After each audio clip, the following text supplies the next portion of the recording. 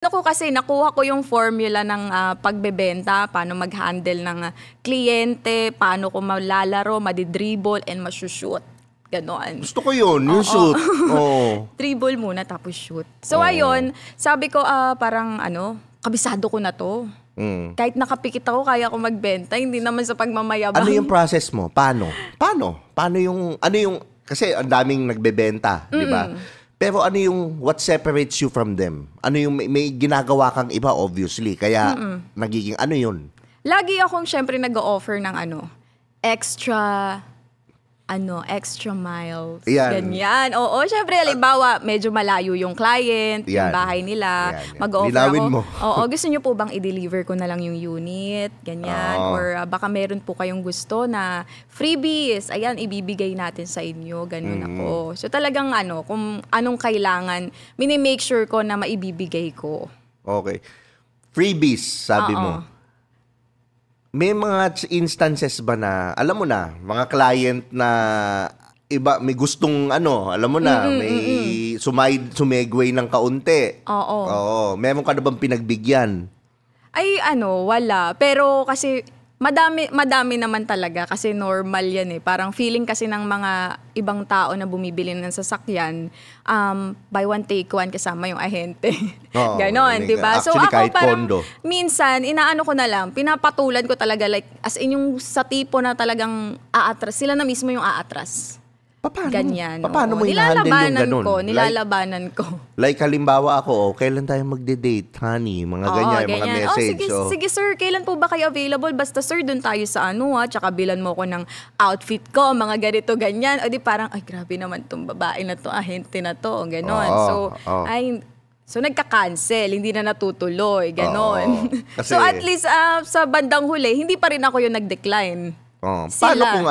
Paano kung sige, punta ka, okay, ito yung anong dress mo, pumili ka, ganyan, Paano ang gagawin mo, halimbawa? Ima-max natin yung Ima-max natin, di ba? Credit limit, dapat. Na-max mo, ngayon, tara doon tayo sa Okada, game? G. Okada naman, mapupunta na sa no? Oo. Delikado Kumuha na to. Na. Anong gagawin mo? Paano? Excuse me sir, kailangan ko pa kasing may client po naghahanap sa akin sa office o kaya magpapatawag ako sa mga ka-group ko. Send the help. Alam na nila yon. Girl, may client ka dito. Ikaw kailangan kasi kausapin Medyo nagwawala. Pwede bang bumalik ka na sa office? Ganyan ang mga escapade. Ganyan ang galawan, no? Naniniwala ka bang sabi nila pagka mahilig daw sa older guy, meron daddy issues? Hindi. Ako hindi. Hindi? Hindi. Pero why do you want an older guy? Like, for example, bakit? Ano yung mga qualities na meron or why? Kasi parang feeling ko, ang lalaking older is naka-level lang siya sa maturity level ko. Ganon. Kesa naman pumatol ako sa kaedad ko, pero ang maturity level niya pang 18 years old. Ganon. Totoo. Diba? And which is na-witness ko rin sa parents ko. Mas matanda si papa ko kaysa kay mama. Ilang taon? Mga 4 years, 6 years. 6 years. Okay. Ayun. Okay.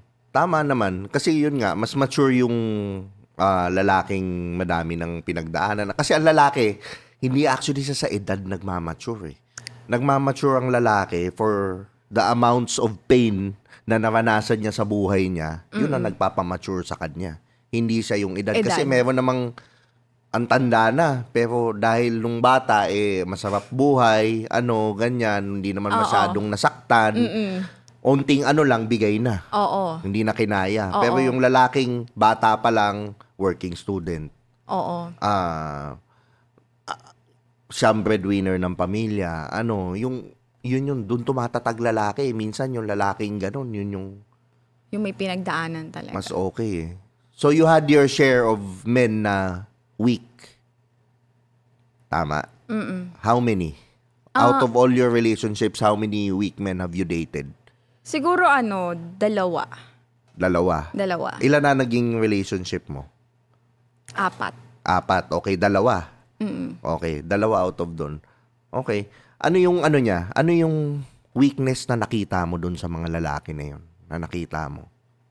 Parang hindi nila kayang mag-decide para sa sarili. Siyempre, una sa lahat, no, dapat ang isang lalaki kaya niyang mag-decide para sa sarili niya, para makapag-decide siya para sa kung saan mararating yung relasyon nila, saan pupunta yung relasyon nila. And lalong-lalo na pag nagkapamilya, anong mangyayari sa pamilya mo kung medyo ka pa, spineless. Yeah. Decision making and yung sense of responsibility medyo lacking.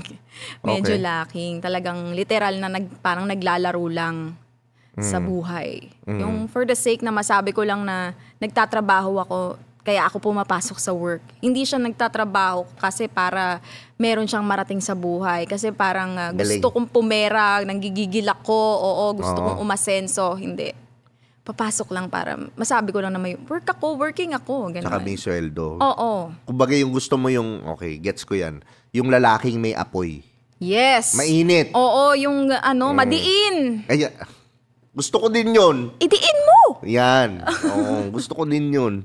So, tama ka dun eh. May mga lalaking, pasok ako ngayon, 9. Uwi ako ng 5. Sahod ako. Ulit-ulit. Pero yung lalaking, pasok ako ng 9, ng 5, gagalingan ko. And then, while hindi ako habang buhay mamamasukan, gagawin ko to by 5 hanggang 11. Kasi sabi nga nila, yung ginagawa mo between 5 p.m. hanggang 11 p.m., yun yung nagbabago ng buhay mo. Yun na nagde-decide ng trajectory ng buhay mo. So kung 5 hanggang magtitinda akong isda or magla-live selling ako or mag-aano ako. So yun yung hanggang makaalis na siya doon, makaalis siya sa trabaho niya, triple na yung kita niya doon sa ginagawa. And then so yung lalaking may apoy. Yung, mismo. Yun yung for me. So, ikaw ngayon, ano pa yung ideal qualities mo sa guy aside dun sa, sabi mo may apoy, may ano pa? Yung kaya kong sabayan. Sabayan. Oo. Ay, gusto mo yung sabay? Oo, iba yun. Kasi di ba, sabayan mo yung babae o kung di mo kayang paunahin, sabayan mo. Oo. Mahirap yun. Parang magpipigil lang matindi pagka kay Aimee. Oo. Pag hindi mo kayang paunahin, sabayan mo na lang. Hindi, sa sa life. Ako kasi ko dahil nga may mga anak na ako. Yung lagi ako nangangarap ng pa-level up.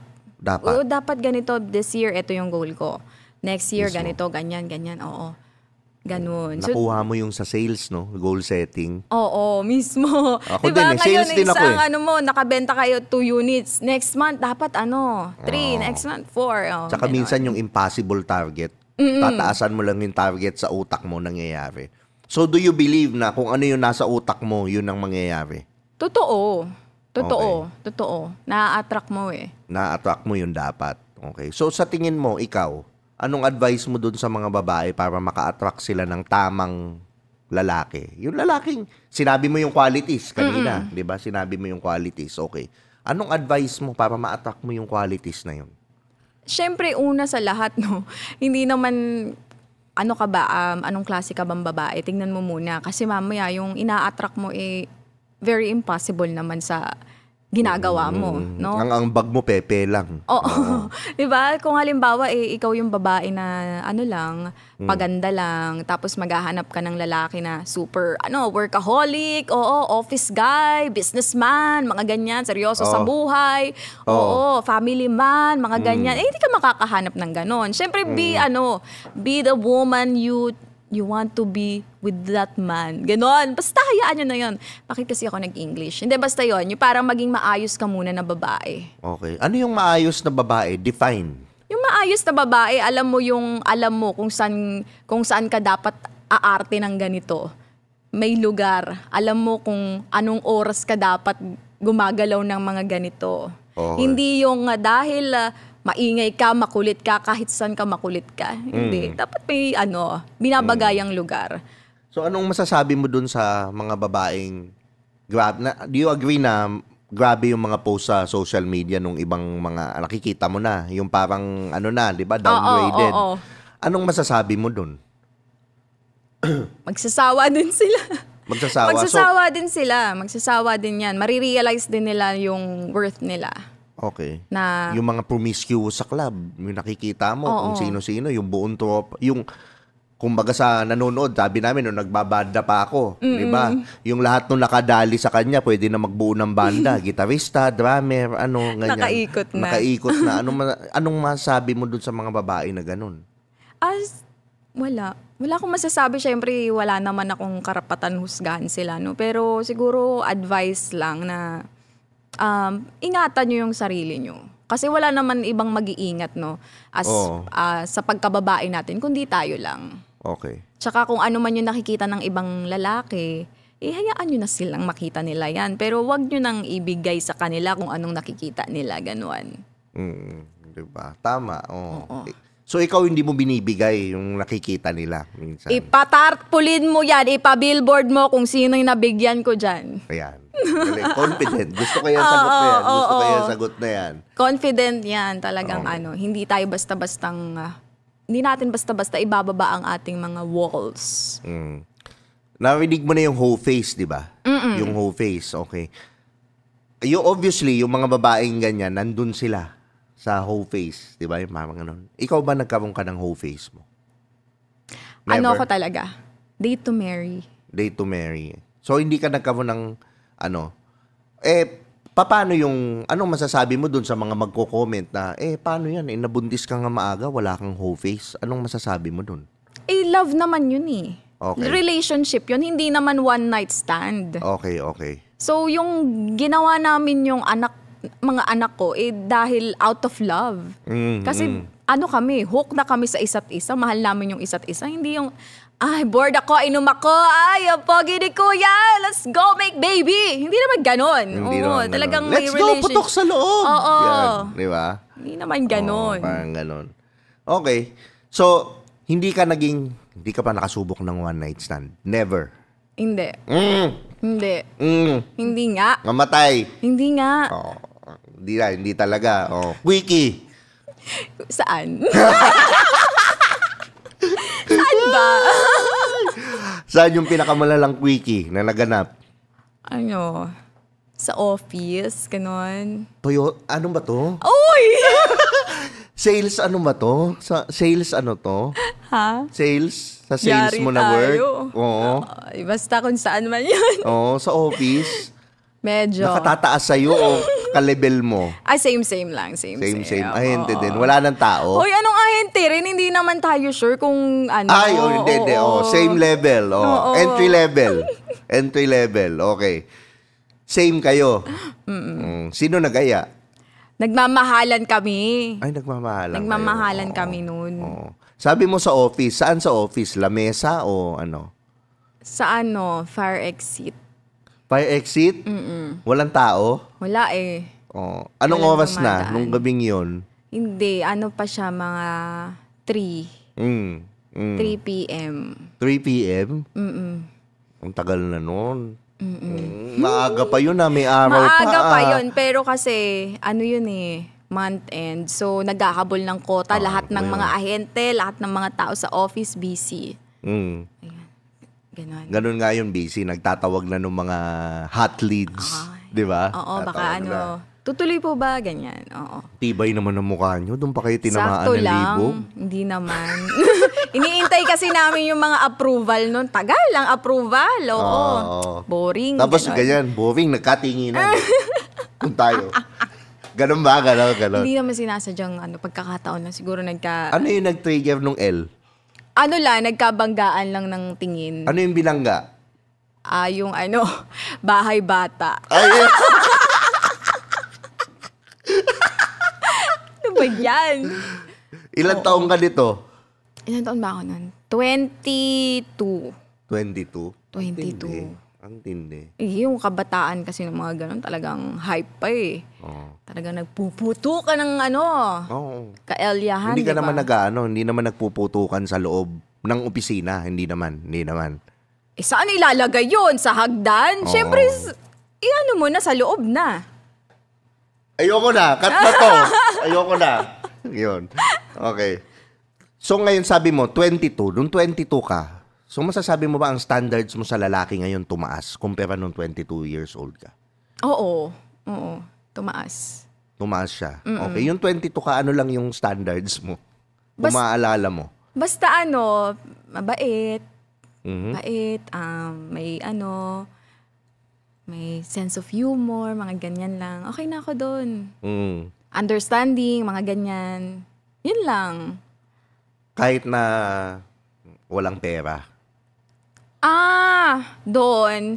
Medyo mas ko nun. Medyo mas feeling ko, gusto ko ng guy na talagang yamanin, ganon. Ganon ka na talaga, ever since. Ganon ako nung, mas grabe yung ko nun. Nung 22 ako. Iba yung drive ko nun na yung guy talaga. Dapat ganito, dapat, dami niyang cars, dapat ganyan. Oo. Okay. Kaso, walang kaedad mo na ganon yung... Not unless anak siya yun ang problema. No? Usually, yung madaming ganon, yun na yung mga 40 na, mga Oo. So, paano yun? Wala, kaya nga, ayun nga. So, you dated 40 years old when you were 20s? Is that what you mean? Hindi naman siya nun, mga 30, lang siya nun. 38. 38, mga ganyan. Mga 38 mga siya. ganyan. Nakakapito pa. Pumipito pa, yung 38. Di ko lang, wait lang, bilangin ko lang. Pero hindi naman siguro, mga lang, 3. Oo. So, para sa akin mataas na yung standard mo nun eh. Oo. So, para ka nag-downgrade ngayon? Ganun ba yung sinasabi mo? Ngayon, hindi naman. Parang hindi na lang siya ganun ka-laking factor. Kumbaga sa fraction na the guy must be really successful, established. Parang medyo maliit na yung fraction na ganun. Okay. So, mas na ako sa ugali, sa yung itsura ng hindi pogi, pero malinis, mabango, ganyan. Oo. Huwag yung dirty. So, what do you, ano yung nangyari? What did you learn from it? Kaya ka medyo naging, hindi naman bumaba, pero yung standard mo merong fraction na lang. Anong nangyari? What made you realize na, hindi pala dapat to? Kasi nga, parang suntok sa buwan din talaga na makakahanap ka ng ganun. Kasi dapat, from scratch, kasama ka niya para marating niya yon. Para marating ng lalaki yung rurok ng tagumpay, dapat may kasama siyang babae na kaya siyang samahan. Hindi kaya ng kamay yun. Oo. Dapat, di ba, ganon. So, ngayon, you prefer a guy na sasamahan mo siya. Kahit hindi siya successful na todo. Oo. Kasi naalala ko yung interview natin na nakita mo naman siguro yung comments nung 200,000 ang gusto mong kinikita buwan-buwan ng lalaki. Nakita mo yung mga comment. Diba? Parang, kung ako kumikita ng 200,000, hindi ko i-date yan. Sa loob-loob ko, hindi ka sure. Oo. Pero hindi. Kasi ngayon naman, ba naman yung anong mararating ng 200,000? Kung meron kang mga expenses din na car, bakay mo sa bills, mga groceries and all. Ayan. Lalo na syempre sa line ng dito sa ginagalawa nating industry, may mga bagay tayo ng mga, alam mo yun, medyo kailangan natin mag-invest dito. Of course, kung paano tayo sa looks, di ba? Paano tayo kaya lalabas pumapasok dyan. ang sponsor. Ayan na nga. Pero yun nga, naman yun eh. Kumbaga sa akin, I think 200,000 is a bit comfortable. Actually, 100 medyo comfortable namin. Hindi ka naman medyo Pero yung andelikado yung mga 50, mga Pero again, do you believe in living in your own means? Like for example, ito lang kinikita ko, dapat ang gastos ko ganito lang. Dati oo. Okay. Pero ngayon, when you're aiming to be there, para mapunta ka sa taas, kailangan mong fake it till you make it. So paano when you say fake it till you make it, paano yung ginagawa mo? Ngayon kasi sa acting, sa pagiging artist, yan investment talaga siya eh. So hindi malaki yung pay. Oo. Tapos kailangan mong bumili ng damit, hindi ka pwedeng mag-ulit ng damit. Siyempre gasolina mo, pangkain mo and all. Sa pananamit mo, hindi lang naman damit. Sapatos, bag, etc. Baby So para Shein. lang para lang maka-attract ka ba ng mga mas malalaking bituin, no? Itodo mo na. Itodo mo ang pag-dress up, ang paghulma sa sarili mo. So, Anong masasabi mo dun sa mga tao nagsasabing, si Mark Zuckerberg nga, naka-t-shirt eh. Kasi si sino yun? Oo, basta yun si May-ari Tropa. ng Facebook ko. Oo, yan.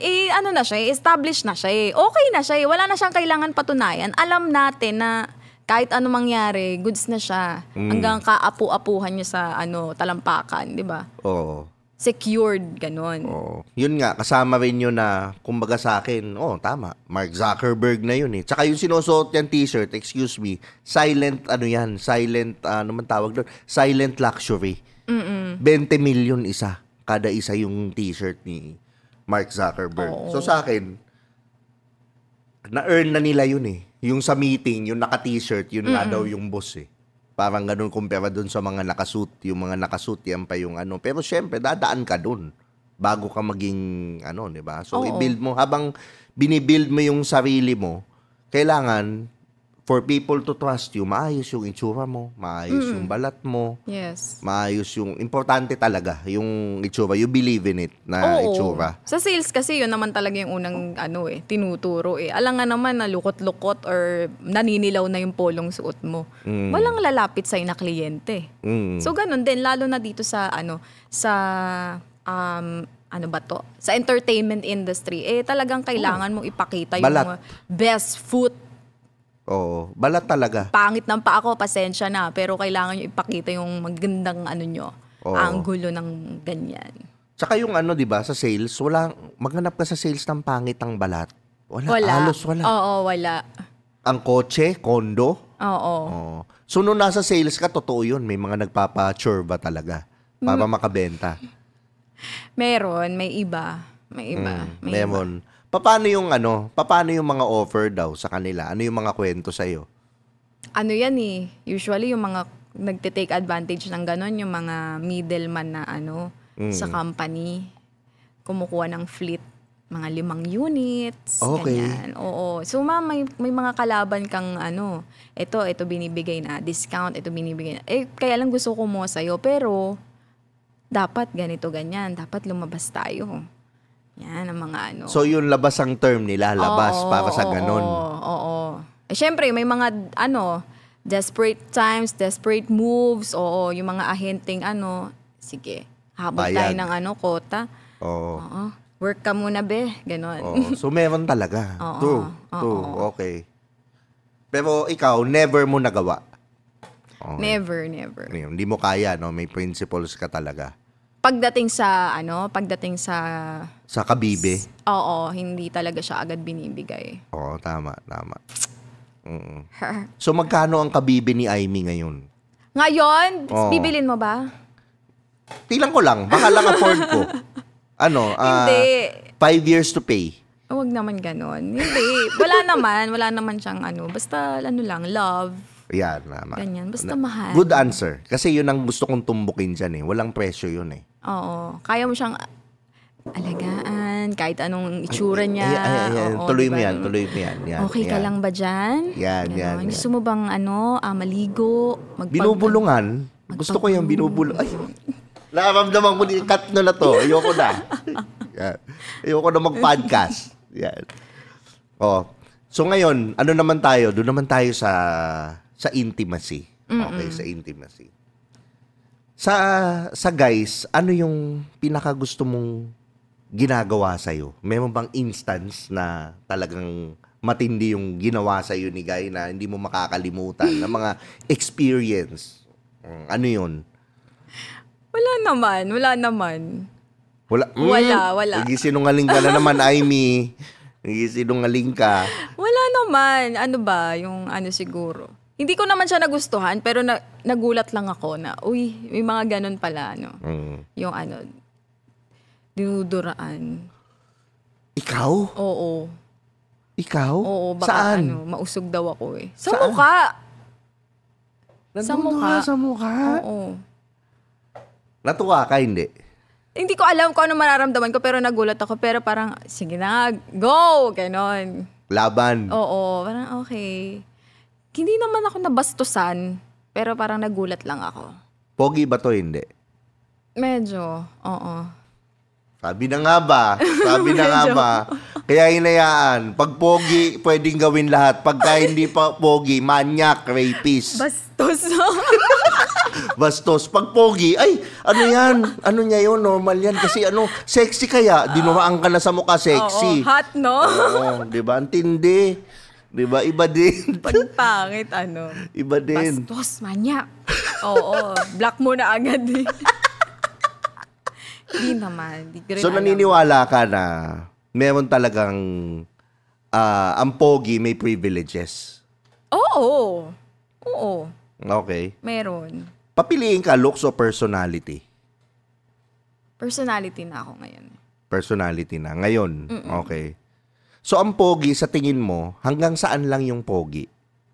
Like, when I say pogi, sa akin I believe that pogi is only brings you in the first 20 minutes of the conversation. After that, you gotta have personality. You gotta have brains. You gotta have, alam mo yung, sa'yo, hanggang saan lang yung pogi? Hanggang tingin. Hanggang tingin. Okay. Kasi hanggang may dun. mga pogi naman din, na wala naman silang confidence. Meron ba? Meron. Okay. Merong Kasi mga pag pogi pogi, na di ba parang confident na sila eh. Hindi ba? Hindi. May mga pogi na parang tiklop. Ganun. Yung parang unang tingin ko, oo nga, pogi siya, no?